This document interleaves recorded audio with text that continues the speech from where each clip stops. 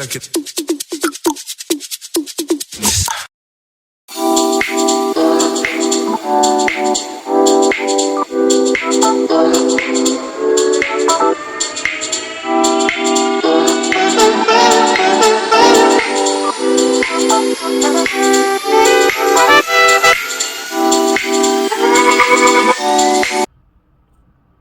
नमस्कार, welcome to बीवा always wise on words.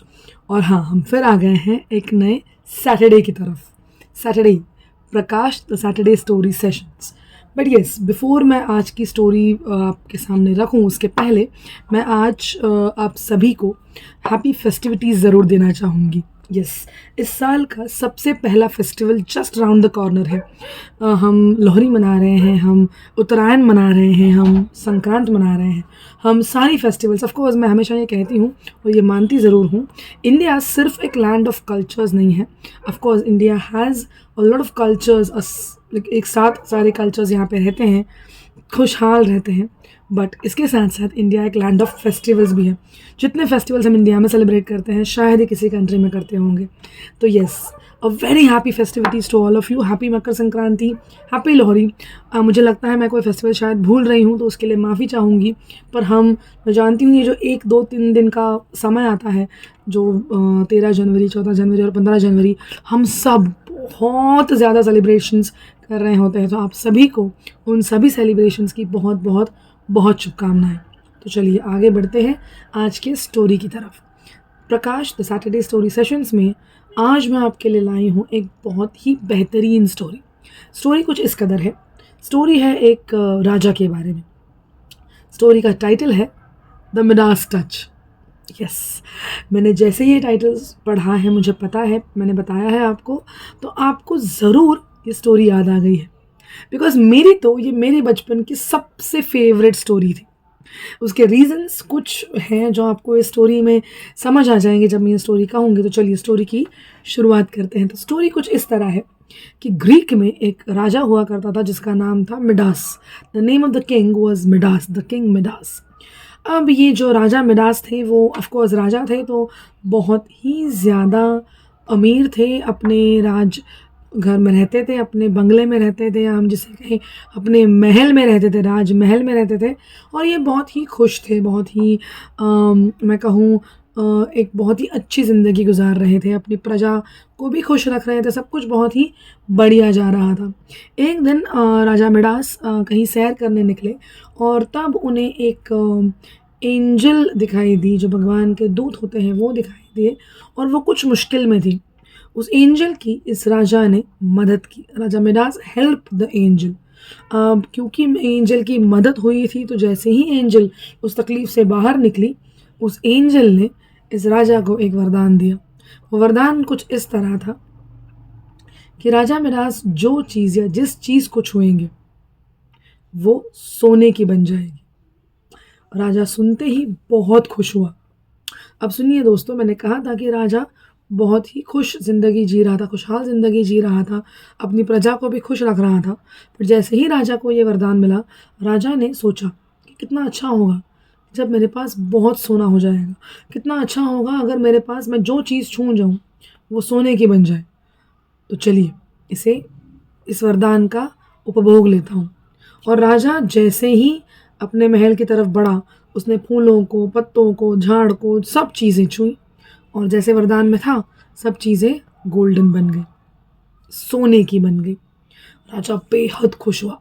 राजा बोला कि चलो मेरे राज कोष में बहुत सोना आ गया, अब मैं बहुत अच्छा सबकी मदद कर पाऊँगा। पर उसके साथ साथ राजा को ये भी एहसास हुआ कि राजा अभी दिन और एक वक्त ब वक्त अमीर बनता जा रहा है, उसको कोई हरा नहीं सकता। उसके पास दुनिया का सारा सोना है, वो जिसे चाहे सोने का बना सकता है, वो जो चीज़ चाहे वो सोने की बन जाएगी। ऐसे करते करते करते राजा अपनी महल में पहुंचा। राजा जैसे ही महल की सीढ़ियाँ चढ़ रहा था, उसने सीढ़ियों को ऐसे छुआ, जिसको हम पकड़ते हैं सीढ़ी चढ़ने के लिए, तो सीढ़ियाँ महल की सोने की बन गई। राजा अंदर गया, राजा ने दरवाजे को छुआ, दरवाज़ा सोने का बन गया। तो ऐसे करते करते राजा अपने महल के अंदर चला गया। और उसने अपने सेवकों से कहा कि उसे बड़ी भूख लग रही है और वो खाना परोसे। अब खाना जैसे ही आया, राजा सब भूल गया और खाने दौड़ा। खाने के लिए जैसे बैठा ही था, उसने जैसे ही खाने को छुआ, खाना सोने का बन गया। राजा समझ नहीं पा रहा था अब वो क्या करे, क्योंकि उसे भूख तो बहुत लग रही थी, उसे खाना था, लेकिन वो खा नहीं पा रहा था। उतने में दूर से राजा की एक बेटी थी। वो बेटी दौड़ते दौड़ते राजा के पास आई और अपने पिता को सुबह से देखा हुआ नहीं था उसने। तो जैसे ही उसने अपने पिता को देखा, उसने अपने पिता को गले लगाया। राजा एक एक क्षण में राजा की पूरी ज़िंदगी बदल गई, क्योंकि जैसे ही राजा ने अपनी बेटी को छुआ गले लगाने के लिए, बेटी तक सोने की बन गई। अब राजा के पास दुनिया का सारा पैसा था, सारा सोना था। स्टॉप हो गया। पर राजा के पास दुनिया का सारा पैसा था, सारा सोना था, पर राजा के पास बेटी ही नहीं थी, खुशियां ही नहीं थी। अब राजा समझ गया कि ये वरदान असल में वरदान नहीं बल्कि श्राप है, और इस वरदान के चलते मैंने जो ये हर चीज़ें सोने की बनाई हैं वो भी गलत है। कुछ चीज़ों का महत्व उनके असली रूप में ही होता है। सोना आपको खुशी दे सकता है, क्योंकि ऑफ कोर्स सोने का महत्व है, पर वो हर मायने की खुशी आपके पास नहीं ला सकता। तो इसलिए राजा ने फिर उस एंजल का आवाहन किया। वो एंजल आई और उसने उस वरदान को अपने पास वापस ले लिया। राजा का राज वैभव, सब कुछ जो महल में था सोने का बन चुका था, वो सब कुछ पूर्ववत बन गया। साथ ही साथ उसकी बेटी भी राजा को वापस मिली। राजा ने अपना सबक सीख लिया कि ज़्यादा की हाव करना, ज़्यादा की इच्छा रखना हमेशा गलत होता है। जैसे मैंने पहले ही कहा था, स्टोरी की शुरुआत में कहा था कि राजा बेहद खुश था, तो उसे तो वैसे इसकी कामना नहीं करनी चाहिए थी, पर फिर भी राजा ने की। और राजा ने जैसे उसे देखा कि जैसे ही हम कुछ ज़्यादा की कामना करते हैं, कैसे उसे हमारे ही विरोध में किया जाता है, हम उसका एक जुर्माना ज़रूर भुगतते हैं। और राजा ने बहुत ही बड़ा जुर्माना भुगता था उसका। तो चलिए, स्टोरी तो यहाँ समाप्त होती है।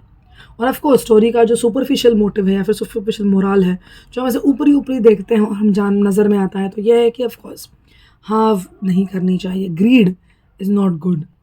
पर इसको थोड़ा सा और डिटेल में अगर देखें तो हमें और भी बहुत सी चीज़ें समझ आती हैं। तो जैसे देखिए, राजा ने हाव तो की थी, राजा हर चीज़ सोने की बना रहा था। क्या होता है ना, जब हम कोई चीज़ ज़्यादा की आशा रखते हैं, हम उस चीज़ के लिए बहुत ज़्यादा कंफर्टेबल भी हो जाते हैं। जैसे राजा को ये पता था ना, वो जो चीज़ छुएगा वो सोने की बन जाएगी, तो उसने सोचना छोड़ दिया। उसने ये सोचना छोड़ दिया कि अरे, जब वो जो भी चीज़ छू रहा है, अगर वो सोने की बन रही है, तो उसे कुछ सोच विचार करके अच्छी चीज़ें सोने की बनाए, जिससे प्रजा का फ़ायदा हो, जिससे उसका भी फ़ायदा हो। पर ऐसा वो नहीं कर रहा था, क्योंकि उसे समझ रहा था सब कुछ ईज़िली अवेलेबल है, सब कुछ बहुत ही आसानी से मिल रहा है, बस उसे छूना है और वो चीज़ सोने की बन रही है। तो वो अपनी विचार क्षमता खो रहा था।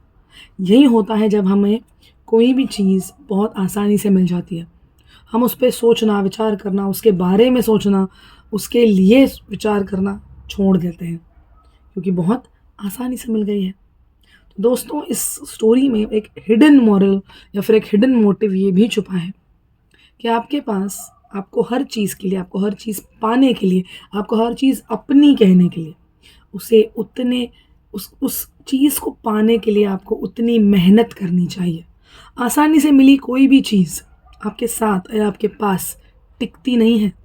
जैसे देखा था ना आपने, राजा ने उस पेड़ पौधों को छुआ, राजा ने स्टेयरकेस या फिर मैं कहूँ सीढ़ियों को छुआ, राजा ने दरवाजे को छुआ, सब सोने का बन तो गया, पर कुछ ही क्षण के लिए, क्योंकि ये सारी चीज़ें राजा ने अपनी मेहनत से, अपनी लगन से नहीं बनाई थी।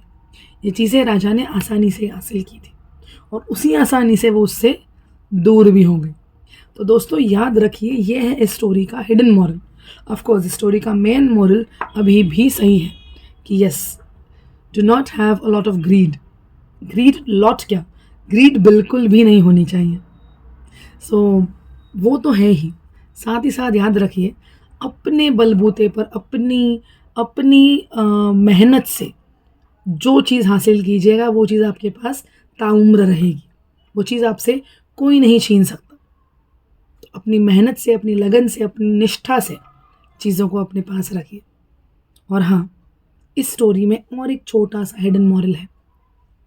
खुशियाँ जो हैप्पीनेस होती है वो हमेशा मटेरियलिस्टिक चीज़ों में ढूंढने की कोशिश मत कीजिए। बहुत सी खुशियाँ इंसानों में, इंसानों के भाव में छुपी होती हैं, इंसानों से अपने रिश्ते में छुपी होती हैं, उस हंसी में छुपी होती है, उस झलक में छुपी होती है। तो वो खुशियाँ ढूंढिए। जैसे राजा ने अपनी बेटी की खुशियाँ ढूंढी थी, पर वो मिडास टच या गोल्डन टच के बाद नज़र से छूट रही थी, और तब राजा को एहसास हुआ था कि वो क्या छोड़ रहा है। वो इस गोल्ड के चक्कर में, इस सोने के चक्कर में अपनी ज़िंदगी की सबसे बेहतरीन खुशी ऐसे ही छोड़ रहा है, और तभी उसने उस एंजल का आह्वान किया था। तो ये है इस स्टोरी का दूसरा हिडन मॉरल, कि अपने या अपनी ज़िंदगी में खुशियाँ सिर्फ मटेरियलिस्टिक चीज़ों से मत लाइए। अगेन वो कुछ क्षणों के मेहमान होंगे। खुशियाँ हमेशा भावनाओं से होती हैं, खुशियाँ मन की इच्छाओं से होती हैं, खुशियाँ उस कुछ कुछ एहसासों में होती हैं जो किसी के साथ जुड़ी होती हैं। तो खुशियाँ ऐसे ढूंढिए, तो ये खुशियाँ आपके पास या आपके साथ ज़िंदगी भर या उम्र भर होंगी। तो चलिए आज के लिए इतना ही, आप सबसे अलविदा लेती हूँ। आशा करती हूँ आप सभी को आने वाला साल बहुत ही बढ़िया जाए। ये पहले साल के पहले फेस्टिवल की आप सभी को ढेर सारी शुभकामनाएं। तो चलिए यहाँ पे प्रकाश सैटरडे स्टोरी सेशंस यहीं पे समाप्त होता है। आपसे मुलाकात होगी दूसरे फॉर्मेट्स में। तब तक के लिए देखते रहिए be wow, always wise and words.